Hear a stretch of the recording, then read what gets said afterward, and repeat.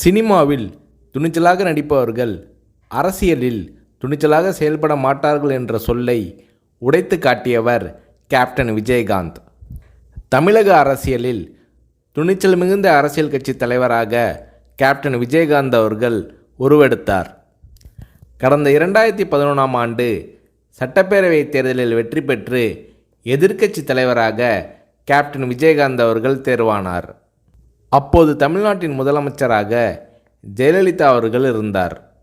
இந்த நிலையில் சட்டசபை கூட்டத்தொடரில் பால் மற்றும் மின்சார கட்டண உயர்வு குறித்து தேமுதிக சட்டமன்ற உறுப்பினர்கள் கேள்வி எழுப்பினார்கள். அப்போது அதிமுக தேமுதிக எம்எல்ஏக்கள் இடையே கடும் வாக்குவாதம் ஏற்பட்டது. இந்த நேரத்தில் ஆவேசமாக எழுந்து பேசிய கேப்டன் விஜயகாந்த் அவர்கள், கூட்டணி கட்சி என்றால் ஆளுங்கட்சிக்கு ஆதரவாக இருக்க வேண்டும் என்பது இல்லை, மக்கள் பிரச்சனை தான் எங்களுக்கு முக்கியம், அதை பற்றி தான் பேசுவோம் என்று கர்ஜித்தார் கேப்டன் விஜயகாந்த். இந்த நேரத்தில் ஜெயலலிதா அவர்களும் கேப்டன் விஜயகாந்த் அவர்களும் மாறி மாறி கடும் விவாதத்தில் ஈடுபட்டனர்.